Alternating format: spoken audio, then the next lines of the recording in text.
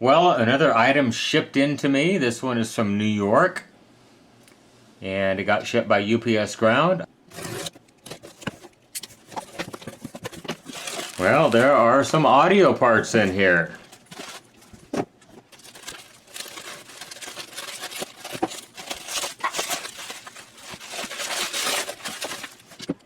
Well, it is an M&K V-2B subwoofer, Miller and Kreisel Sound Corporation. So this is the internals to it. All right, so look at that. I have the power cord. It's all tangled up in here.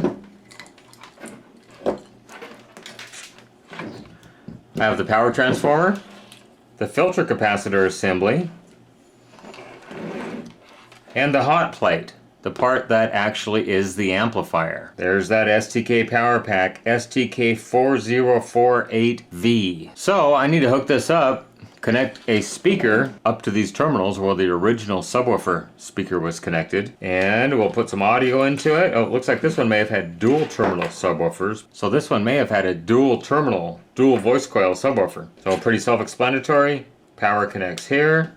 This plug connects there on the circuit board. So here is the schematic of the M&K V-2B subwoofer. So before I even apply power to this unit, I want to go ahead and look at this STK4048, the hybrid power pack. You know I'm so fond of these things. So I want to check pins 13, 17, 16, and 18 in respect to pin 12 and pin 14. So here is an internal diagram of the STK4048V. So here's the output pins, 13, 17, 16, and 18. So I want to check pin 14 to both 17 and 13 to verify that these transistors right here, TR10 and TR13, are not shorted. And then I also want to do an ohm check, 16 and 18 to pin 12, to verify that TR14 and TR12 are not shorted as well. So let's go ahead and get the ohm meter out and we'll do a quick ohm check. So from pin 12, I want to measure 16 and 18. So there's 12. There's 16, 2.4 megohms. And there's 18, 2.3 megohms. That's good. So now let's measure from pin 14 to 13, 2.7 megs, and pin 17, 2.7 megs. That's perfectly fine. Okay, so before I get too terribly far into this thing, I want to do some basic checks. I want to check pin 14 to ground and pin 12 to ground to make sure I have my B plus and B minus for the power amplifier IC. I also want to check my positive and negative 12 volts in respect to ground once again to make sure that I have my plus and minus 12 that these little pre-op amps need to operate. So if you look at every one of these, they get power from the plus and the minus 12 volts. And so some of these may have 2 or even 4 op amps in one package depending upon whether it's an 8-pin or a 14-pin package. I want to go ahead and check those voltages before I go any further and even hook it up to speakers. And then I'm going to go ahead and check in respect to ground. I want to check on these emitter resistors and make sure I have 0 volts to make sure I don't have a positive or a negative DC offset that's being sent out to the speakers here. Okay, power is applied, and I want to go ahead and measure my voltages on these two fuses right here and see what I've got, because ultimately these are going to supply power down here to pin 12 as well as 14. I think the schematic is written incorrectly because it shows this pin being blank, but that is pin 14. Pin 14 has to have a raw B plus supply. So I've got basically plus 40 volts there, minus 40 volts there. And so next, I want to look at these two diodes. These are Zener diodes, and they clamp the voltage at the rated voltage. So I want to make sure I have my minus 12 and my plus 12. So here is one of the two diodes, and I do have minus 12, negative 12 volts right there. This is the other one of the two diodes. and I have positive 13 volts there. So that's perfectly fine. So that means the preamp is receiving its plus 12 and it's minus 12 volts. So all of these operational amplifiers over here should be working just fine. So let's go ahead and just look at the voltage on the power output IC pins 13, 16, 17, 18. So 13 has 0 volts on it, 16 has 0, 17 0, and 18 0. And the reason I check all 4 pins is because each pin is connected to one of these 4 emitter resistors right here. And so if you have a strong output on one of the 4 outputs, it could potentially open one of these 4 resistors. And if I just measured the common voltage on this connector right here that goes out to the speaker, I may not actually see that high voltage if one of these became open. So I want to measure the voltage on the pins of the chip itself. So I never did measure pin 12 and 14. There's 12, negative 40 volts, and there's 14, positive 40 volts. So far, my preliminary checks basically tell me that everything about this board is working perfectly. Next, I'm going to go ahead and feed some audio. Well, I don't know what I'm going to tell my customer at this point because I have audio connected to it here. And I'm feeding a 100 hertz tone through my signal generator.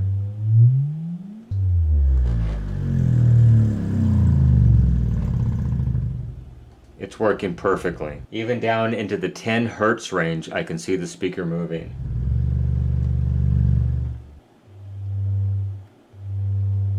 So let's check the low pass filter.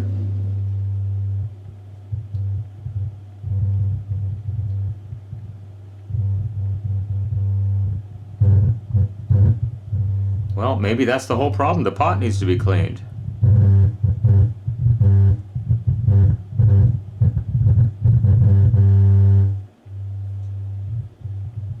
Well, let's go ahead and hit it with some deoxit D5.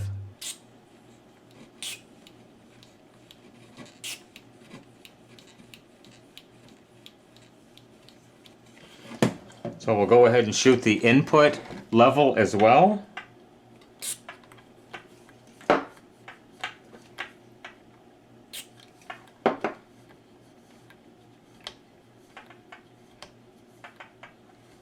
All right, let's go ahead and fire it back up now. Power on. Turn the volume up a bit. Now let's go ahead and check the low pass filter. Oh, look at that. As I move it, it cuts out. You know, it seemed like this plug went on very easily. I think we need to clean and retension the contacts in this plug. As I move the plug, I get static.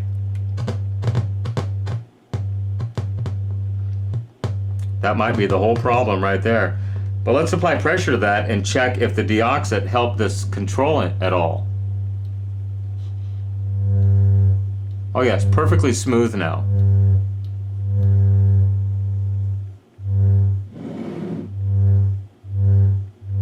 The volume is great. The crossover low pass frequency is great. So let's just take care of this plug. And I think we'll be good. Okay, so on a molex plug like this that's having problems, we need to retension these pins. And so it's actually pretty simple to do. If you just get a screwdriver and push the screwdriver down in here and then just bend it in ever so slightly.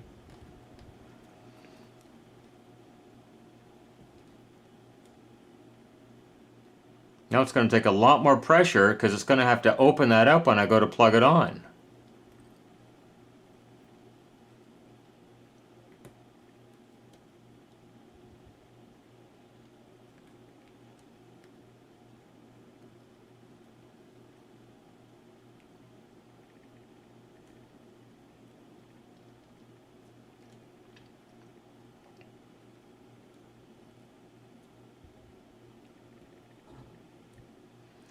So we'll just go ahead and retension all of these pins.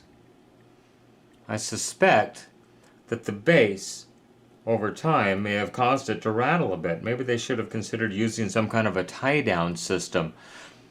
This one might be too tight. Let's go ahead and open that one up just a little bit. And then I'm not even going to worry about this pin, because if you look at the other side of this, that pin's not even in use.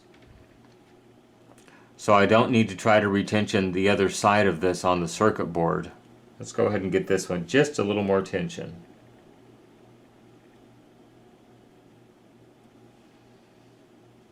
Now it looks much better. Alright, well, with any luck, it will still plug in. Look at that, plugs in perfectly. Let's go ahead and give it another try.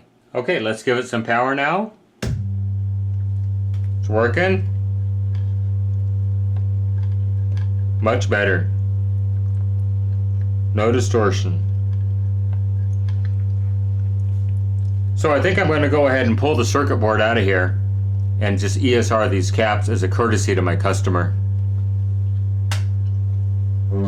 Okay, so I have my ESR meter. Let me short the leads. We get 0 ohms. Perfect. Now once again, I've marked all the capacitors with a little red dash on the circuit board. I don't know if you can see it, but there are 5 capacitors we're going to check. The first one is just under 1 ohm.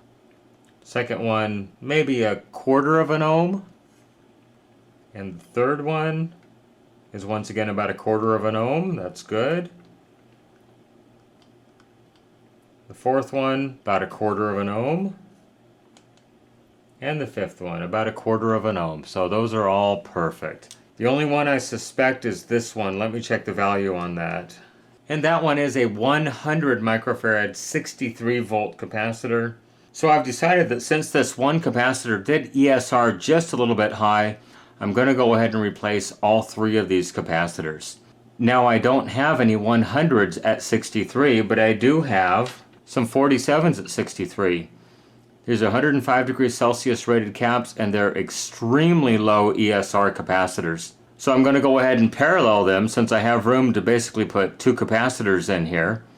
So we'll just go ahead and parallel 2 capacitors for each one. And it's going to end up giving this customer a much lower ESR because it's a much higher quality capacitors than the original ones were. So I'm not going to go ahead and change these capacitors. These are 10 at 63 volts.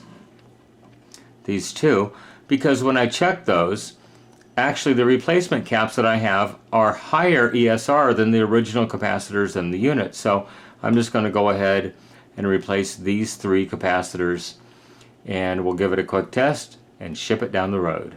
So even if the board is marked, and I'm not sure this one is, but I went ahead and made some marks of my own where the negative is, where the black is right here on the capacitor. So I put a black Sharpie here, I put a black Sharpie there to signify the negative on this capacitor, and then a black Sharpie right here to signify the negative on that capacitor as well. So I'm just going to go ahead and unsolder these 3 caps. We'll go ahead and parallel the replacements up and get them in place. And then I think I'm just going to add a little bit of hot glue around them just to keep them secured to the board so they don't bounce around with the base. Okay, so here's an ESR check of the bad capacitor. And it's just over half an ohm. And I went ahead and pulled these out as well. About a quarter ohm. And the last one here, it's just over a tenth of an ohm. So in comparison, here are the new capacitors. I haven't paralleled them yet. But remember, once I parallel them, the ESR is going to be cut in half. So that one is virtually 0.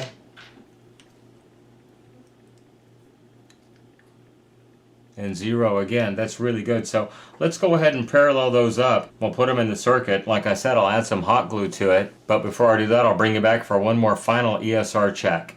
Okay, so there are the replacement capacitors. 2 47 microfarad 63 volt capacitors in parallel to give approximately 100 microfarads of capacitance.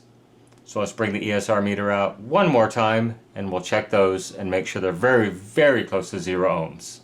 Okay, so lead integrity, 0 ohms. Here's the first one. Not even 1/10 of an ohm, I would say. Second one, about the same, not even 1/10 of an ohm. And the third one, exactly the same. So let's go ahead and put those in. Okay, well I have the 6 new 47 microfarad 63 volt capacitors ready. Little insulator pad down there. They're glued down to the board so they're really tight. They're not going to move around at all. Got them soldered up in place just like the original solder scheme was. Leads bent over and a lot of solder to secure them. So now I'm just going to go ahead and put it all back together for the customer, and we'll give it one final trial run. I'll box it up, I'll ship it back to New York, and hopefully have a very happy customer. Okay, so I have my little MP3 player ready to go here. We'll just play some non-copyrighted audio through it. You can hear the bass is working. I have it down at about halfway. Now I just have it connected to regular speakers. They're only about 6-inch speakers. The Infinity speakers I reconed a while ago. But you can certainly tell a difference.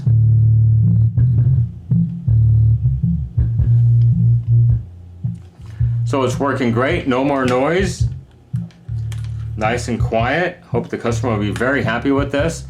I certainly hope you enjoyed this video on the Miller & Kreisel V-2B subwoofer repair. If you enjoyed this video, please consider subscribing to my channel and liking this video. It really helps my channel grow. Remember, you can follow me on social media, Twitter, Instagram, and Facebook at NorCal715. You can email me, norcal715videos@gmail.com. Everybody have a great day. Once again, thanks for watching this video. I really appreciate it. Bye-bye.